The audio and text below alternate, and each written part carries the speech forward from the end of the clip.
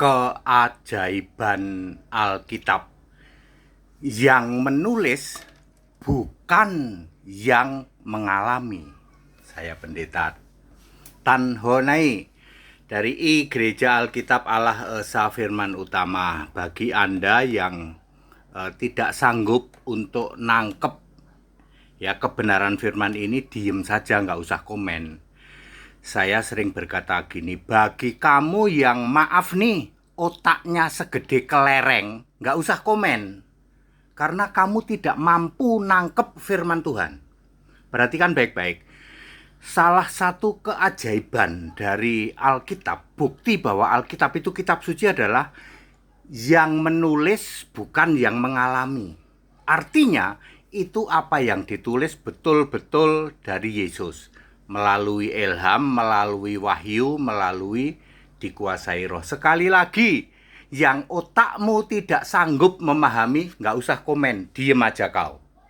Ya, baik, mari kita mulai dari Matius 17 ayat 9. Mulai dari ayat 3 sebenarnya. Matius 17 ayat 3, 4, 5, 6, 7, 8, 9 ya. Sampai 9 deh. Matius 17 ayat 9. Ya, jangan kamu ceritakan kepada siapapun ya, kepada seorang pun sebelum Anak Manusia dibangkitkan dari antara orang mati.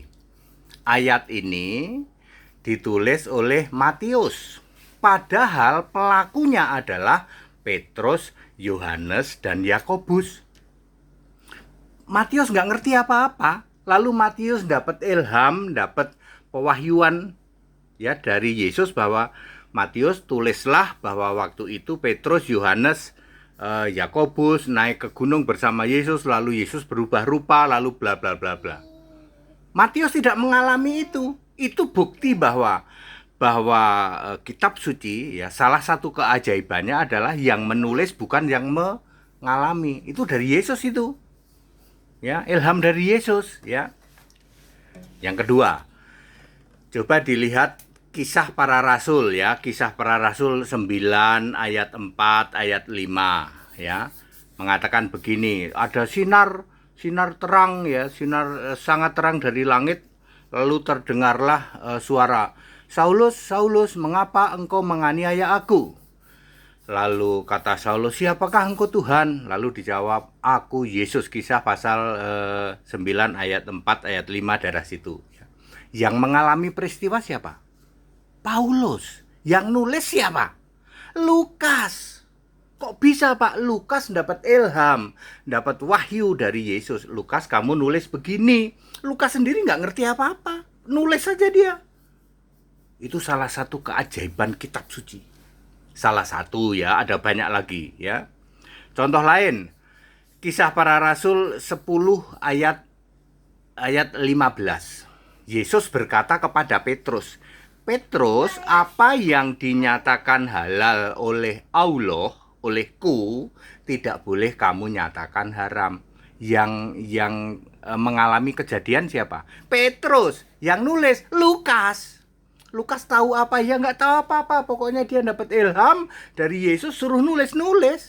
Itu salah satu keajaiban dari kitab suci Alkitab. Yang pikirannya tumpul. Ya, saya sering mengatakan otakmu segede kelereng, diam kau, nggak usah komen. Ya. Kemudian contoh lain, kisah Para Rasul 19 ayat 9. Ya, Paulus berdiskusi, berdebat di ruang kuliah Tiranus.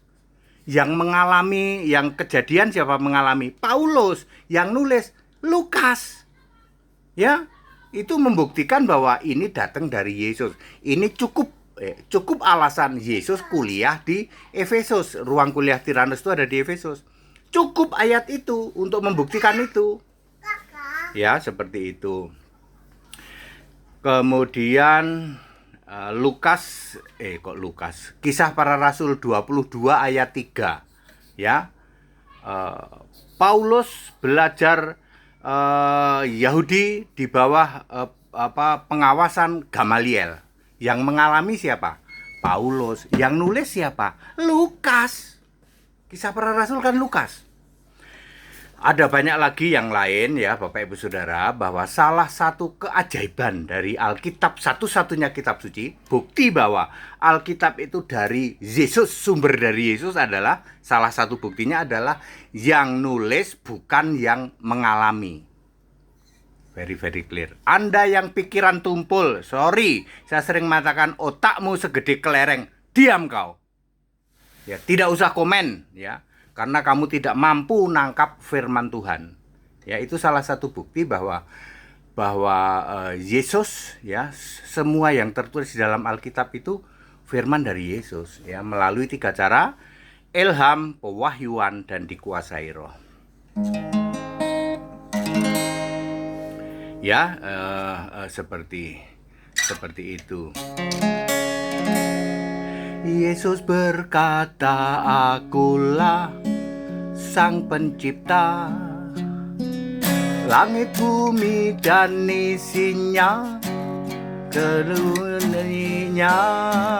Yesus berkata, akulah penguasa, dulu, sekarang, sampai selamanya. Ya Bapak Ibu Saudara, very clear.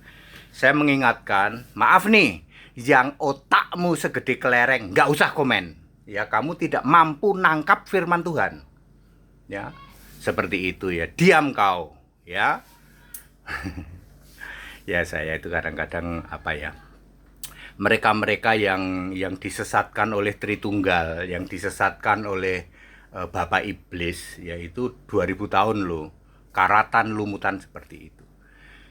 That's it, back to the scripture, kembali ke Alkitab. Haleluya, amin.